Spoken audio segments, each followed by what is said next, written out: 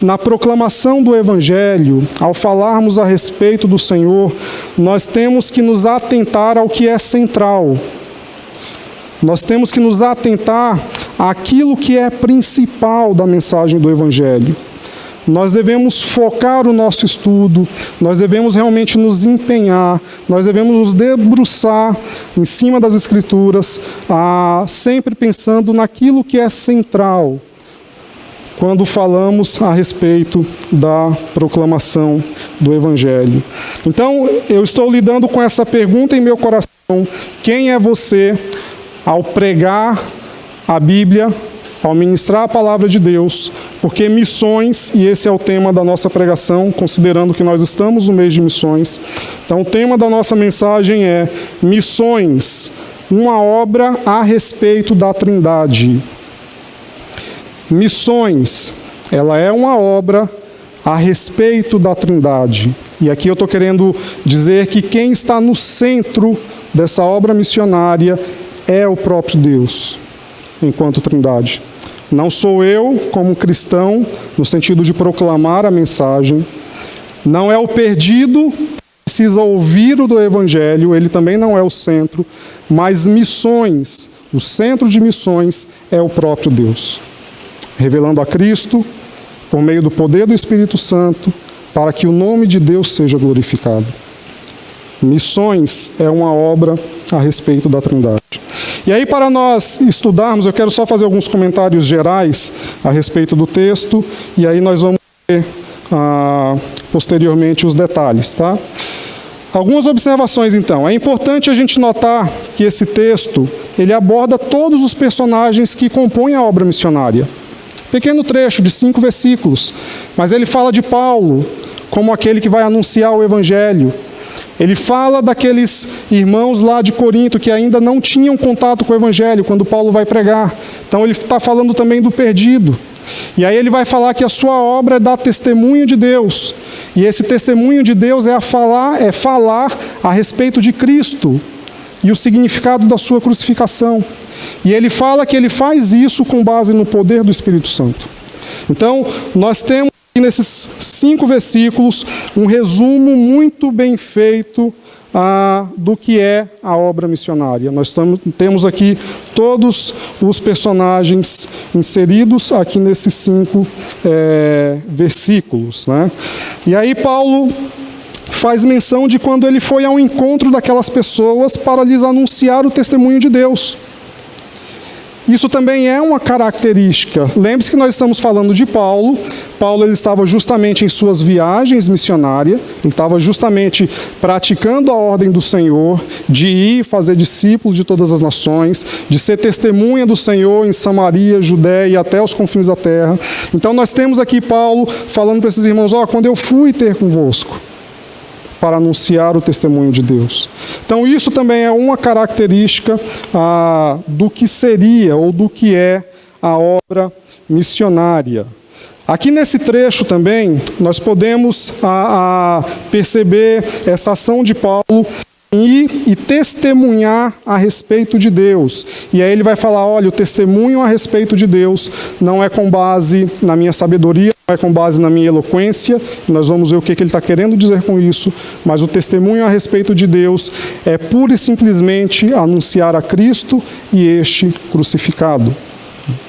E ele vai falar que ele faz essas coisas com base no poder do Espírito. Então, a obra missionária, ela consiste em anunciar a Cristo aos perdidos por meio da capacitação do Espírito Santo para que o nome de Deus seja glorificado. Percebe a questão central, a essência desse texto? Missões não é sobre mim, não é sobre você, nós estamos inseridos. Como crentes somos instrumentos, o perdido ele é o campo que precisa ser alcançado, mas a questão principal, a essência, é a glória de Deus. Deus está no centro e não o homem. Então a afirmação que eu quero deixar para os irmãos, e nós vamos tentar verificar isso nesse texto, é: o servo é apenas um instrumento que em fraqueza, temor e tremor é usado por Deus na execução do seu projeto. O servo, ele é apenas um instrumento que em fraqueza, temor e tremor, ele é usado por Deus para a realização do seu próprio projeto, do projeto de Deus. E aí no texto que foi lido, nós vamos reconsiderar, faremos duas divisões. A primeira delas, nós vamos considerar dos versos 1 ao verso 3, e nós queremos ver aqui nessa passagem que o verdadeiro testemunho sobre Deus, ele é centrado na pessoa de Cristo. O verdadeiro testemunho sobre Deus, ele é centrado na pessoa de Cristo. Vamos ler novamente esses 3 versículos. Diz assim a palavra do Senhor. Eu, irmão, quando fui ter convosco, anunciando-vos o testemunho de Deus, não fui com sublimidade de palavras ou de sabedoria, pois nada me propus saber entre vós, senão a Jesus Cristo e este crucificado. E eu estive convosco em temor e em grande tremor. Então, a primeira afirmação que nos chama a atenção aqui é quando Paulo ele fala assim: olha, irmãos, quando eu fui ter convosco. E é interessante nós observarmos essa afirmação, porque Corinto ele já é uma igreja instituída, tá? Quando Paulo escreve essa carta aqui, ele está escrevendo para uma igreja já constituída. Mas quando nós olhamos para Atos, capítulo 18, que é o relato de Paulo quando ele foi para aquela cidade para pregar o Evangelho, nós encontramos lá a descrição de que Paulo ficou 1 ano e meio naquela cidade, entre aquelas pessoas, pregando o Evangelho, discipulando, ensinando a palavra de Deus. E aí depois ele seguiu adiante na sua obra missionária, ele foi para outras cidades, gastou bastante tempo, foi para Éfeso, passou alguns anos lá, e depois de todo esse tempo, ele volta e escreve essa carta a essa igreja, porque ele percebe a necessidade de cuidado e de pastoreio para com aqueles irmãos. Então, esse relato que nós estamos vendo aqui é um relato para uma igreja já constituída, mas que Paulo chama a atenção desses irmãos para o que aconteceu entre eles há vários anos atrás, quando ele foi pregar o Evangelho para aquelas pessoas. Então perceba que é um parêntese aqui dentro da carta. Ele chama a atenção desses irmãos. E aí é importante nós observarmos que a primeira característica a respeito de missões, ela já se dá aqui nessa frase e nesse pequeno conteúdo que nós temos aqui. Uma rápida aplicação. A aplicação de que a obra missionária, o fazer discípulos, não é algo pontual. Não é algo que eu vou chegar simplesmente, talvez você já deva ter escutado por aí, o importante é tirar a alma do inferno. Eu chego, prego o evangelho para a pessoa, de repente eu faço uma grande cruzada evangelística, uma grande conferência, né? E aí você prega aquela mensagem bem emotiva, com a musiquinha de fundo, várias pessoas levantam a mão, aceitei a Cristo, e aí você vira as costas e a pessoa agora tem que seguir a sua jornada. A gente não sabe nem se ela compreendeu o que foi dito, né? Então, já nessa frase, nós percebemos que o trabalho missionário ele não é isso. Não é retirar almas do inferno. O trabalho do discipulado é algo que exige de nós relacionamento, envolvimento. Porque uma vez salvo, essas pessoas e nós precisamos constantemente ser direcionados pelo Senhor. Eu preciso ter uma vida cada dia mais santa e mais parecida com Cristo. Então a obra missionária em si, ela não é algo pontual, não é um evento, mas é algo relacional. É você de fato se preocupar em fazer um discípulo. Você quer ver um exemplo bem claro disso?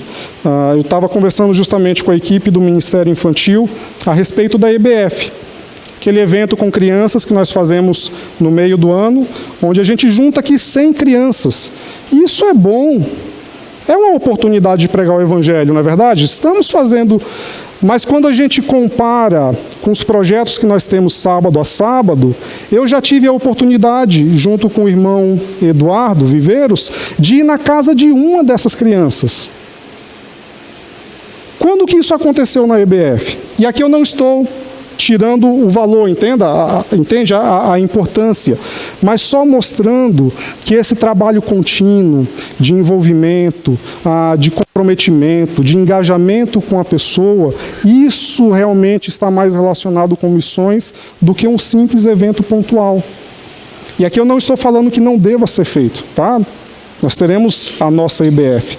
Mas o que eu estou querendo mostrar é a necessidade, a real necessidade. Como que a coisa deve ser feita? Envolve um processo, envolve um relacionamento. E aí Paulo continua falando, irmãos, quando eu fui ter convosco, anunciando-vos o testemunho de Deus. Aqui ele já destaca qual é o propósito, então, da sua visita.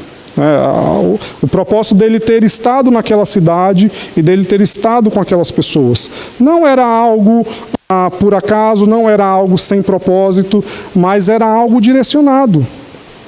Eu vim aqui ter com vocês para anunciar o testemunho de Deus.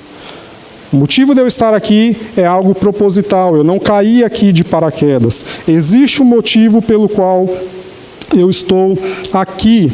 E aí, ele demonstra uma grande percepção a respeito da grandeza de Deus, e talvez isso nos ajude a explicar ou a entender a continuação da sua fala.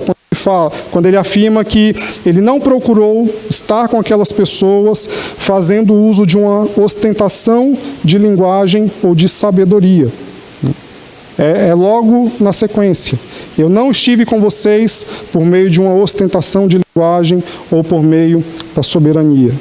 É porque Paulo ele sabe que ele está lidando com testemunho a respeito de Deus. Ele sabe quem é esse Deus, a grandeza que existe nesse Deus, o seu poder, a sua soberania. E um servo, então, que percebe, que sabe quão grande Deus é, ele não tem espaço na vida dele, de repente, para adotar uma postura de uma linguagem carregada de orgulho. Uma linguagem que queira se sobressair diante do testemunho do Senhor. Deus é tão grande que ele não pode ser explicado pela sabedoria humana. Então ele fala, olha, quando eu fui ter convosco, dar o testemunho do Senhor, eu não fiz com base em ostentação de língua, de linguagem, do falar, e eu não fiz com base na minha sabedoria, na sabedoria humana. Porque Deus é grande demais. Não há espaço para o orgulho pessoal. Não há espaço para que a minha sabedoria seja suficiente para dar a você o entendimento de quem Deus é. Então ele abre mão dessas coisas, né? E agora isso não significa que eu deva adotar uma atitude medíocre ao testemunhar do Senhor. Quando ele fala, olha, eu não fiz o uso desses recursos, desses artifícios de uma linguagem refinada, quando eu não utilizei desse recurso da sabedoria humana, ele não está falando que nós devemos adotar uma postura medíocre ao testemunhar do Senhor. Mas nós precisamos ter a percepção de que esses recursos de uma linguagem sofisticada, na verdade o que ela faz é ofuscar a importância e esvaziar o significado da cruz de Cristo. O próprio Paulo lá no capítulo anterior, capítulo 1, versículo 17, ele diz assim: porque Cristo não me enviou para batizar, mas para pregar o Evangelho, não por sabedoria de palavras, para não esvaziar o significado da cruz de Cristo. Então, tentar melhorar o que nós devemos fazer, tentar melhorar, sofisticar o testemunho a respeito de Deus, com base na minha própria articulação, poder de articulação e de argumentação, na verdade o que eu consigo com isso é esvaziar o significado da cruz de Cristo. O que nós precisamos fazer, então, é ser fiéis no testemunho do Senhor. E significa também que a sabedoria humana não é capaz de contribuir para que o homem conheça a Deus. Nem a linguagem e nem a sabedoria. Também, na sequência desse versículo que foi lido, lá no capítulo 1, 18 a 21, diz assim: pois a palavra de Deus... Pois a palavra da cruz é loucura para os que perecem, mas para nós que somos salvos é o poder de Deus. Pois está escrito, Destruirei a sabedoria dos sábios, aniquilarei a inteligência dos inteligentes. Onde está o sábio? Onde está o mestre da lei? Onde está o questionador deste século? Não tornou Deus louca a sabedoria deste mundo? Visto que na sabedoria de Deus, o mundo não conhece a Deus por causa da sua própria sabedoria. Aprove a Deus salvar os crentes pela loucura da pregação. Então, Deus está confrontando a própria sabedoria do homem. O homem, com base na sua própria sabedoria, ele não consegue ter um entendimento a respeito de Deus. E Paulo, tendo uma percepção clara disso, ele começa realmente a ter a sua fala e a sua postura naquilo que é essencial, que é dar o testemunho de Deus com base em Cristo. Então, esses artifícios, eles são, na verdade, opositores à proclamação do Evangelho. Uma língua, uma oratória bem sofisticada, que busca a glória pessoal, uma oratória repleta de sabedoria humana, na verdade são coisas opositoras à proclamação do Evangelho. Então, se nós sabemos disso, por que nós gostamos tanto desses artifícios? Se nós sabemos que isso é contra a proclamação do Evangelho, por que isso chama tanto a nossa atenção? Por que em tempo de redes sociais, onde nós temos muito acesso a informações, a muitos homens que estão proclamando a mensagem de Deus, normalmente a gente procura não aquele que é fiel à palavra, que traga um conteúdo que realmente vai me dar base, vai me dar convicção para a minha fé. Mas muitas vezes eu procuro aquele que traz essa linguagem carregada de sofisticação, que traz uma linguagem carregada de sabedoria humana. Isso é algo que nós precisamos refletir, se essas coisas são opositoras à proclamação do Evangelho. E no versículo 2, então, Paulo fala, olha, se não é com base na ostentação de linguagem, e se não é com base na sabedoria, ele chega e fala, porque decidi nada saber entre vós, senão a Jesus Cristo e este crucificado. E aqui nós precisamos perceber que essa expressão do nada saber não faz de Paulo um homem anti-intelectual. Não faz de Paulo um homem que não é apegado ao crescimento e ao desenvolvimento do seu conhecimento. Muito pelo contrário, nós vemos que Paulo, ele é um homem que teve um preparo muito grande para o ministério. Um homem que escreveu, o homem que mais escreveu no Novo Testamento. É um homem extremamente capacitado. Então, a expressão do nada saber, ela não está relacionada a um pensamento anti-intelectual. Está relacionada a ser um anti-intelectual aos olhos do mundo, conforme a sabedoria deste mundo. Mas ele não é um anti-intelectual no sentido de ser contrário ao conhecimento. Na verdade, ele é um homem que sabe qual é o centro da sua missão.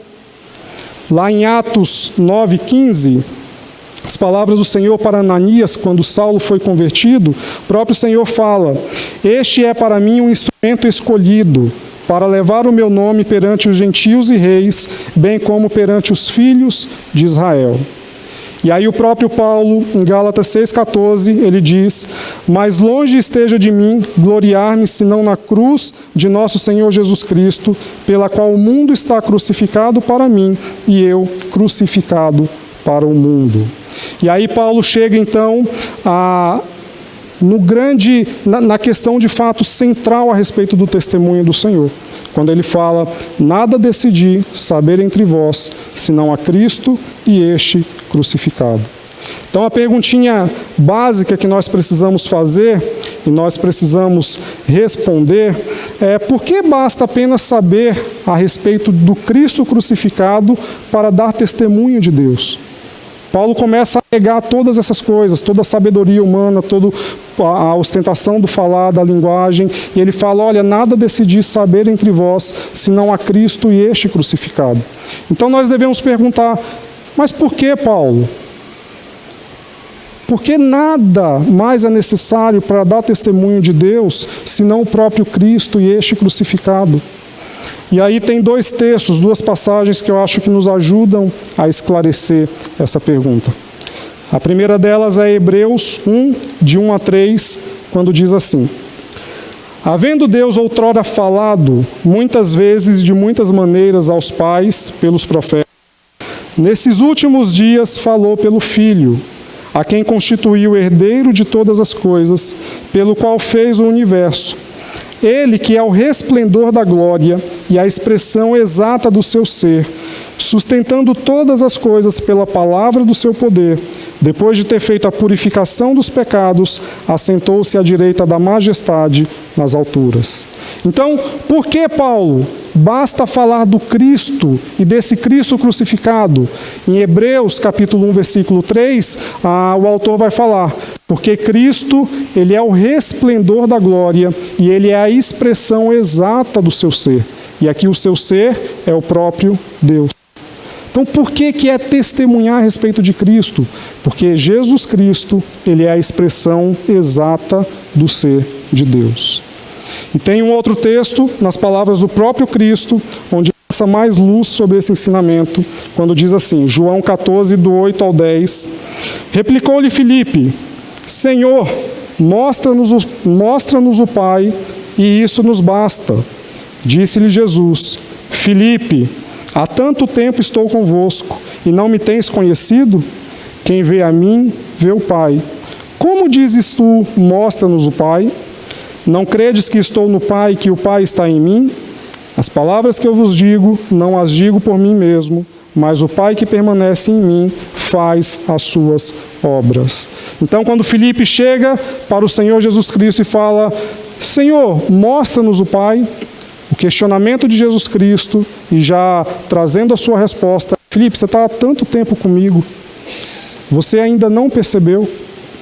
Aquele que vê a mim, ele vê o Pai. Eu e o Pai somos um. Porque Jesus Cristo, ele é a expressão exata do ser de Deus. Por isso, então, que testemunhar do Pai é apresentar Cristo. E nesse sentido, não há espaço para a habilidade humana no sentido de arrogância, de eloquência, ou de querer produzir mais sabedoria a respeito do ensino das Escrituras. Não há espaço para essas coisas, né? E isso não tem nada a ver com a mediocridade. Na verdade, o que nós precisamos é, dia após dia, conhecer mais esse Jesus Cristo, conhecer mais a sua obra, conhecer mais o significado da sua crucificação. Então, se você não sabe quem é Cristo e não sabe o significado da sua vida, do seu ministério e da sua morte, você não está apto para ser um missionário. Na verdade, você é um campo missionário.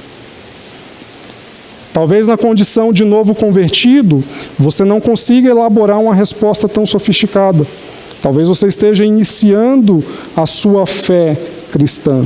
Mas para ser um novo convertido, é necessário que se tenha um mínimo de conhecimento, de compreensão de quem é Cristo e do significado da sua crucificação e da sua ressurreição. Então, um exercício que nós temos aí para levar para nossas casas é talvez pensar, refletir, tentar colocar na ponta de um papel: quem é esse Cristo? E qual é o significado da sua crucificação?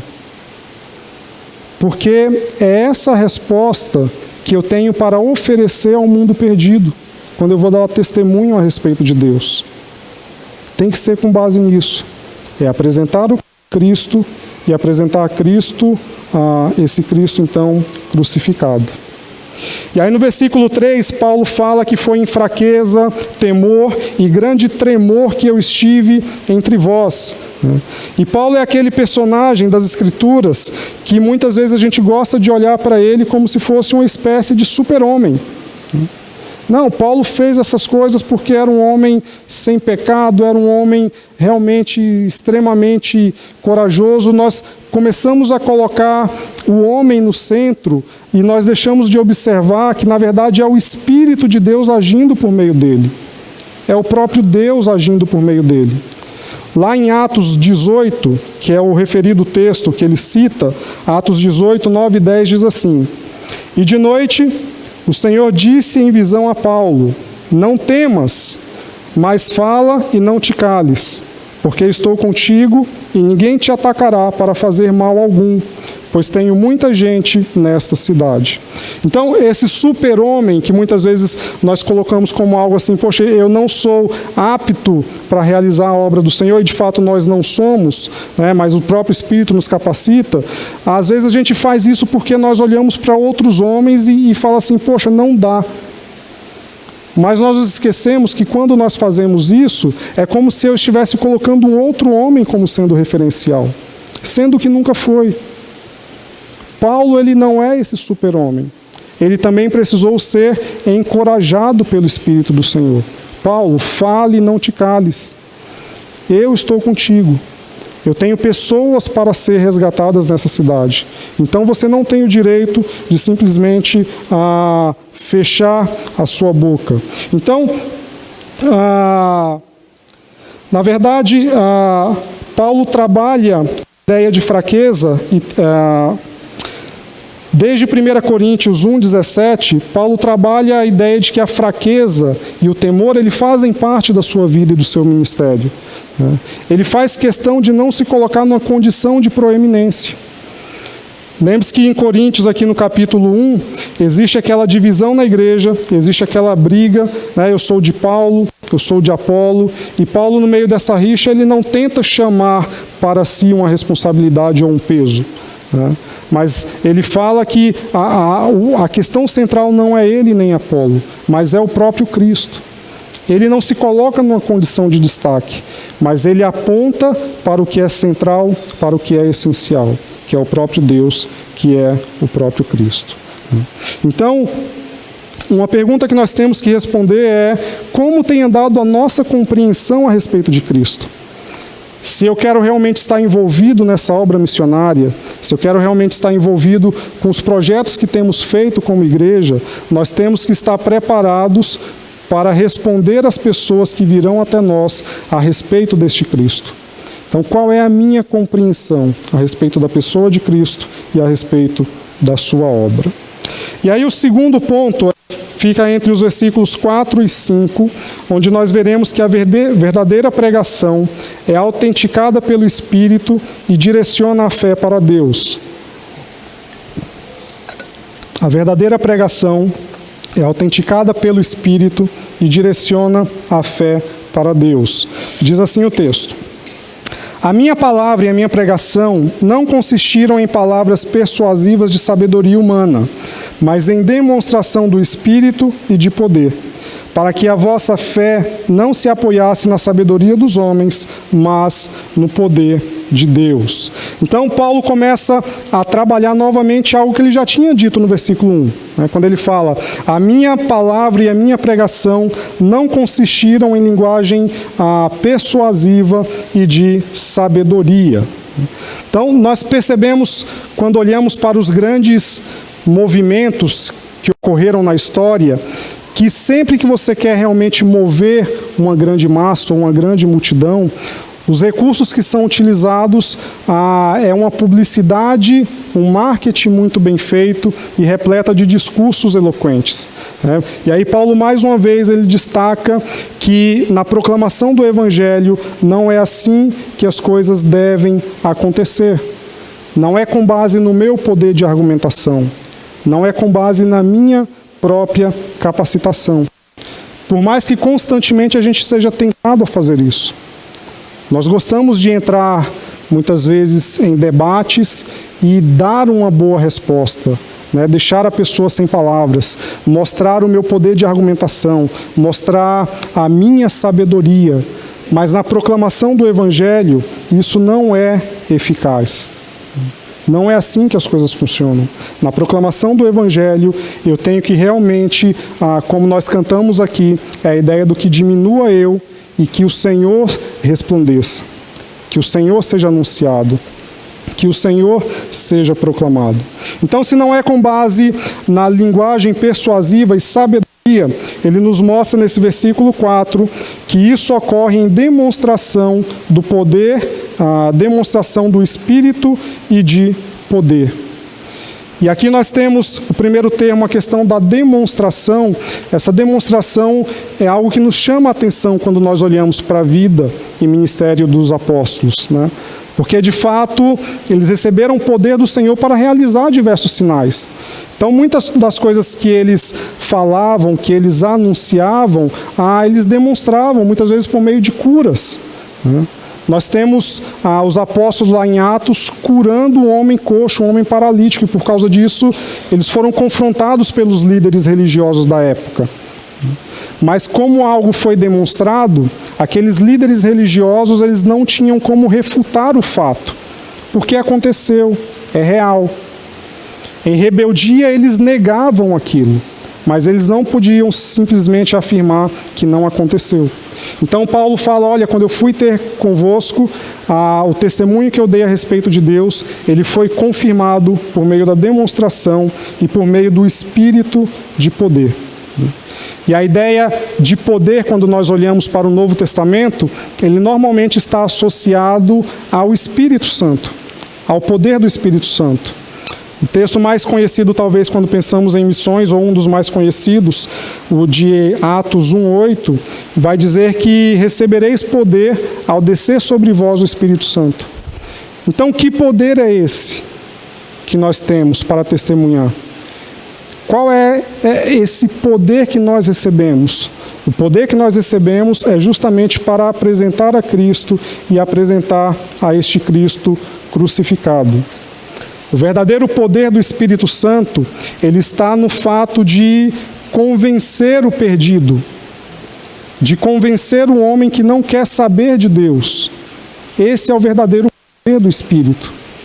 Ele de fato concedeu aos apóstolos a capacidade de realizar milagres e sinais, mas o verdadeiro poder do Espírito Santo, o que nós devemos nos concentrar, o que nós devemos observar e olhar, é que o Espírito Santo ele é poderoso para convencer o perdido dos seus pecados.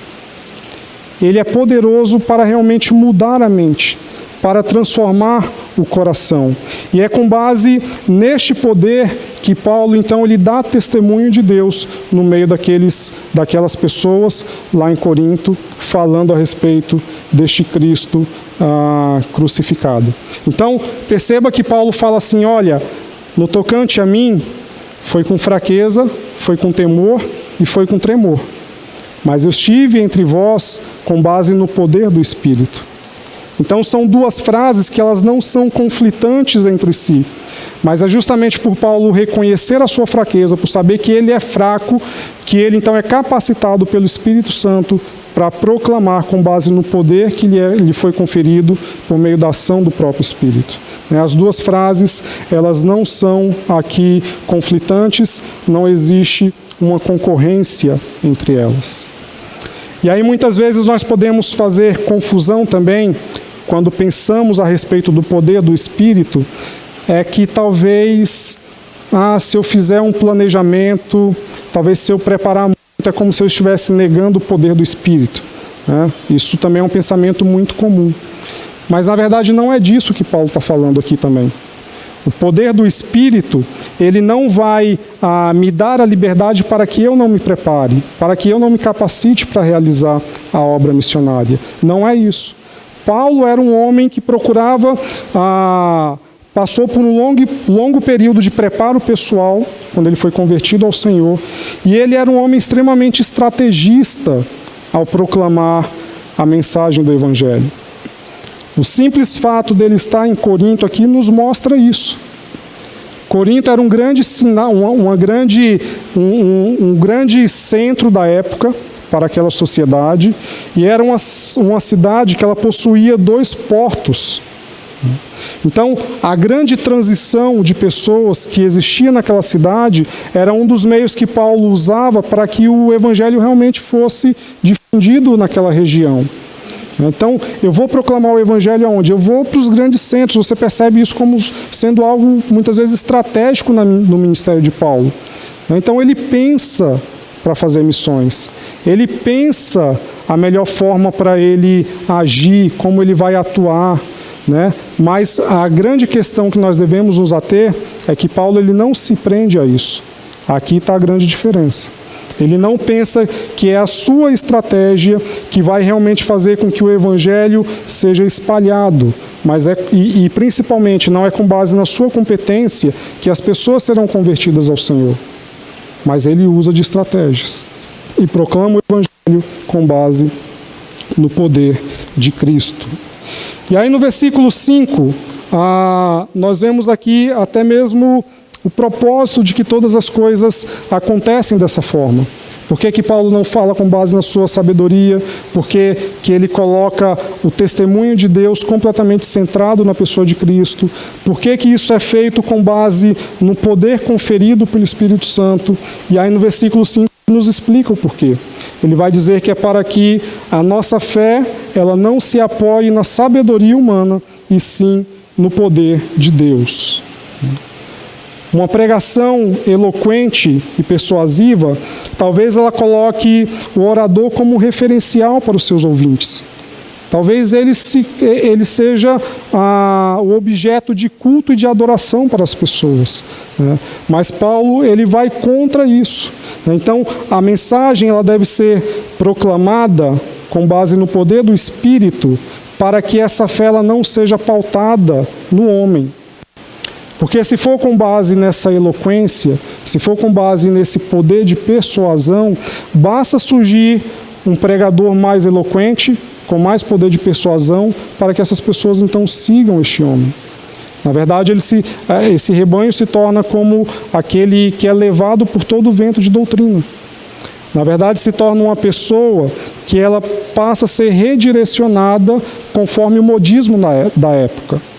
Não surgiu alguém aqui melhor, ele como homem é melhor, então eu vou segui-lo agora, eu quero seguir a este homem.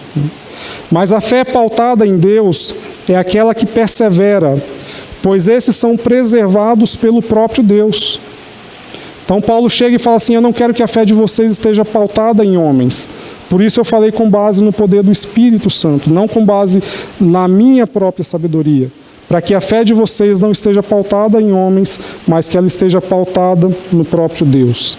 E o texto de 1 Pedro 1, de 3 a 5, ele diz assim, Bendito Deus e Pai de nosso Senhor Jesus Cristo, que segundo a sua muita misericórdia, nos regenerou para uma viva esperança, mediante a ressurreição de Jesus Cristo dentre os mortos, para uma herança incorruptível, sem mácula, imacessível, reservada nos céus para vós outros que sois guardados pelo poder de Deus, mediante a fé para a salvação, preparada para revelar-se no último tempo. Então, uma fé, quando ela é pautada no próprio Deus, esse que pertence ao Senhor, ele é preservado pelo próprio Deus. É o próprio Deus quem sustenta, é o próprio Deus quem mantém, é o próprio Deus que realmente vai capacitar e vai nos manter firmes na adoração e em uma fé pautada no próprio Deus. Então, para concluir a nossa exposição nessa noite, nós observamos que talvez aqui nessa noite existam dois grupos de pessoas. Com base em tudo que foi lido, em tudo que foi considerado, existem dois tipos de pessoas. Existem aqueles que são salvos, aqueles que pertencem ao Senhor, e uma vez salvos, e como pessoas que pertencem ao Senhor, têm a responsabilidade de dar testemunho do Senhor ao perdido. Então a reflexão que nós temos que fazer é como anda o meu conhecimento a respeito de Cristo, como anda a minha vida de devoção ao Senhor, de dependência do Espírito Santo, para que eu realmente consiga apresentar um testemunho de Deus neste mundo. Essa é a reflexão que nós devemos fazer. E aqueles que não são salvos, né, a palavra que eu tenho para deixar para você nessa noite é que você ouviu um pouquinho aqui a respeito da pessoa de Cristo, da sua vida e da sua obra, da sua crucificação que perdoa pecados e produz vida. E se essas palavras elas fazem um certo sentido para você, eu quero que você saiba que isso só faz sentido por meio da ação do próprio Espírito. Quando o Espírito nos capacita a compreender. Quando o Espírito realmente nos direciona, olha, isso é palavra de vida para você. Você deve viver com base nisso, você deve viver pautado nisso. E é importante observarmos essa questão justamente para que a sua fé não esteja pautada em homens, mas que ela esteja pautada no próprio Deus. Amém? Vamos orar?